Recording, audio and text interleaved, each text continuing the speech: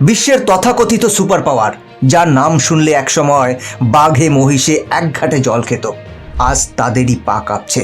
হ্যাঁ, বিশ্বাস হচ্ছে না? ইতিহাস সাক্ষী, যখন কোনো সাম্রাজ্য পতনের মুখে দাঁড়ায় তখন তাদের কথা আর কাজের মধ্যে মিল থাকে না। ঠিক সেটাই এখন ঘটছে।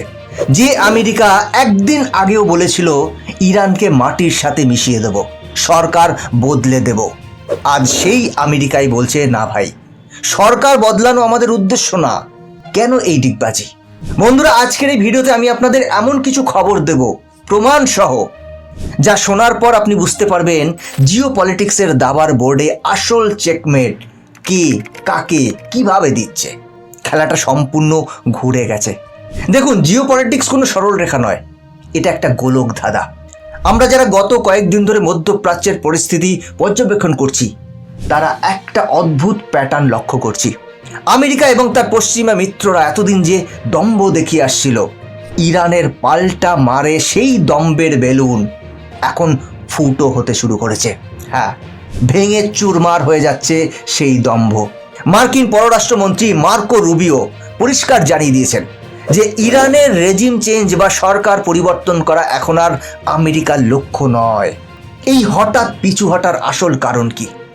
এবং আরও একটি অত্যন্ত গুরুত্বপূর্ণ খবর, আমেরিকার সবচেয়ে পুরনো বন্ধু ব্রিটেন এবার আমেরিকার হাত ছেড়ে দিয়েছে। হ্যাঁ, ব্রিটিশ প্রধানমন্ত্রী সরাসরি জানিয়ে দিয়েছেন তারা ইরানের উপর কোনো অফেন্সিভ হামলায় অংশ নেবে না। হ্যাঁ, প্রশ্ন হচ্ছে কেন? তারা তো আমেরিকার মিত্র। হঠাৎ কি এমন ঘটলো যে আমেরিকার সঙ্গ ছাড়ছে ব্রিটেন? বন্ধুরা, এই প্রত্যেকটি খবরের বিশ্লেষণ করব আজ, তাই ভিডিওটি অবশ্যই শেষ পর্যন্ত দেখুন। নমস্কার, আমি গৌতম আছি আপনাদের সাথে। তাহলে চলুন শুরু করা যাক।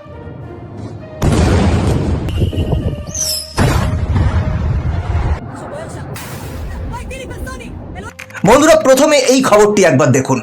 খবরটি আপনার সাধারণ মনে হতে পারে, কিন্তু এর গভীরতা অনেক। মার্কো রুবিও, যিনি আমেরিকার স্টেট সেক্রেটারি, তিনি একটি বিবৃতি দিয়েছেন। ইরানের রেজিম চেঞ্জ বা সরকার পরিবর্তন করা আমেরিকার অফিসিয়াল মিশন নয়। ভাবতে পারছেন ভোলটা কিভাবে বদলাচ্ছে? বিষয়টা একবার ভাবুন।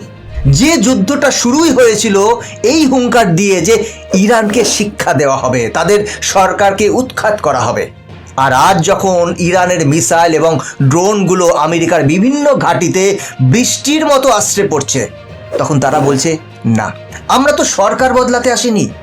বন্ধুরা, এর মানে কি দাঁড়ালো? বুঝতে পারছেন বিষয়টা? এর সোজা অর্থ হলো আমেরিকার নাট বল্টু এখন ঢিলে হয়ে গেছে। আমেরিকা কি ভয় পেয়ে গেছে? দেখুন, আমেরিকা এতদিন ইরাক, আফগানিস্তান, লিবিয়া বা ভেনেজুয়েলার মতো দেশগুলোর সাথে লড়তে অভ্যস্ত ছিল।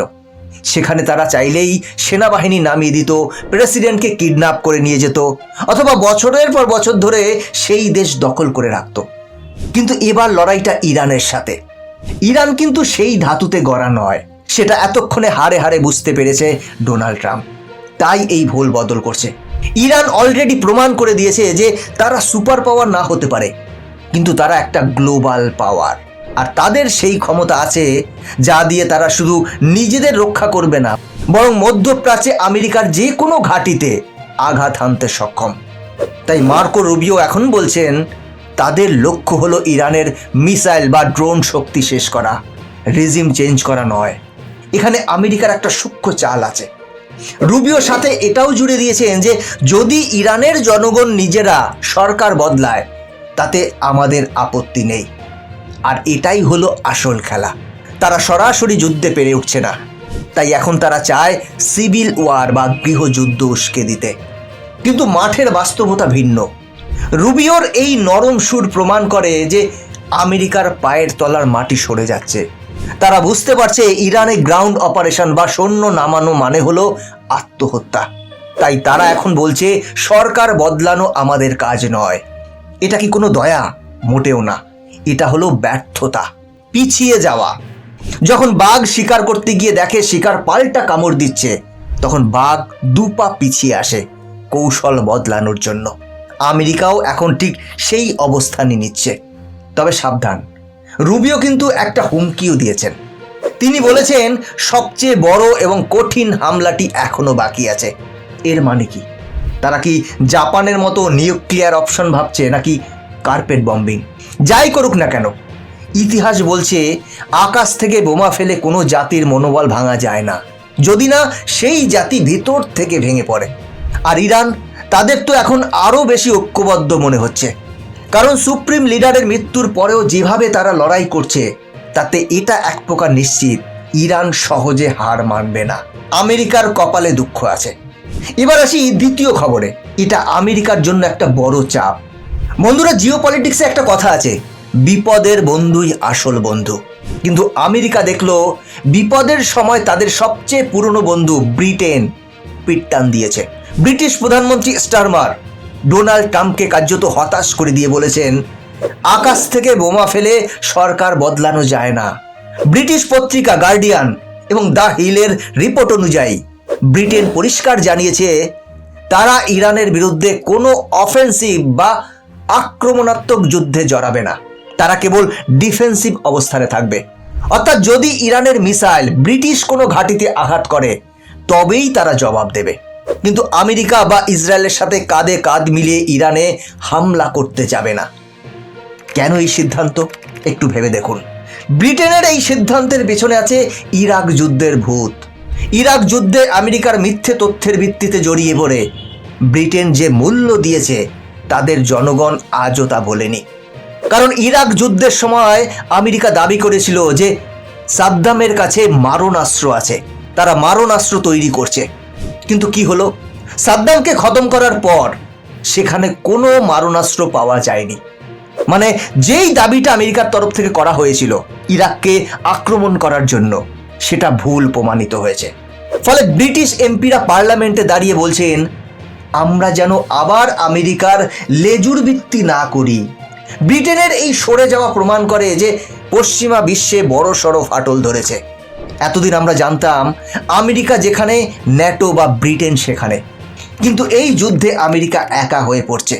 যখন আপনার নিজের টিমমেট আপনাকে বলে, বস এই রিস্ক আমি নেব না, তখন বুঝতে হবে আপনার লিডারশিপ এবং যুদ্ধের যৌক্তিকতা নিয়ে প্রশ্ন উঠছে। আমেরিকা এখন একা, আর একা হয়ে পড়া আমেরিকা আরও বেশি বিপজ্জনক। এবার তৃতীয় পয়েন্টে আসি। বন্ধুরা, সত্যি বলতে কি এই অংশটি নিয়ে কথা বলতে আমার নিজের গলা ধরে আসে, কিন্তু একজন বিশ্লেষক হিসেবে সত্যটা আপনাদের সামনে তুলে ধরা আমার দায়িত্ব। যুদ্ধ মানেই ধ্বংস আমরা জানি, কিন্তু যে হামলা শুরু হয়েছে সেখানে টার্গেট করা হচ্ছে হসপিটাল, স্কুল, সাধারণ মানুষের বাড়িঘর। আপনি জানলে অবাক হবেন, যেখানে ছোট ছোট মেয়েরা পড়াশোনা করছিল সেখানে বোম্বিং করা হয়েছে, সেই স্কুল গুড়িয়ে দেওয়া হয়েছে। 160 জন নিষ্পাপ শিশু শহীদ হয়েছে, 160টি পরিবার ধ্বংস হয়ে গেছে। ক্যালিফোর্নিয়ার গভর্নর গ্যাভিন নিউসম, যিনি খোদ আমেরিকার একজন বড় রাজনৈতিক ব্যক্তিত্ব, তিনি আজ প্রশ্ন তুলছেন, আমাদের বোমাগুলো কেন স্কুলের বাচ্চাদের মারার জন্য ব্যবহার করা হলো?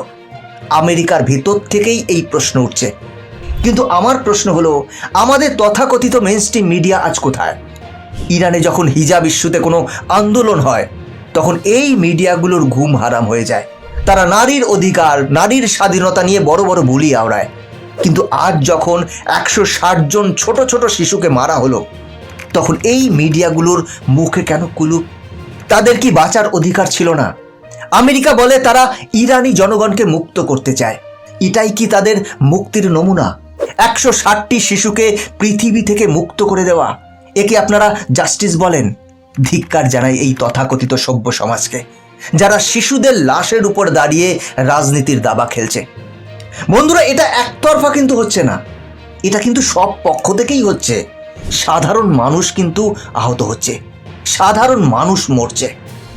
এখন সবশেষে একটাই বলবো, পৃথিবী পাল্টাচ্ছে, আমেরিকার সেই একক আধিপত্যের দিন শেষ।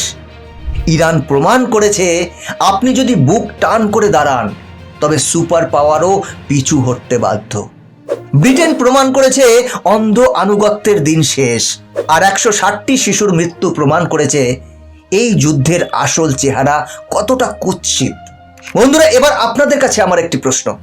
আমেরিকা বলছে তারা ইরানের জনগণের ভালোর জন্য এই যুদ্ধ করছে, আপনিও কি সেটা মনে করেন? কমেন্ট বক্সে লিখুন আপনার মতামত। দেখা হচ্ছে পরের ভিডিওতে।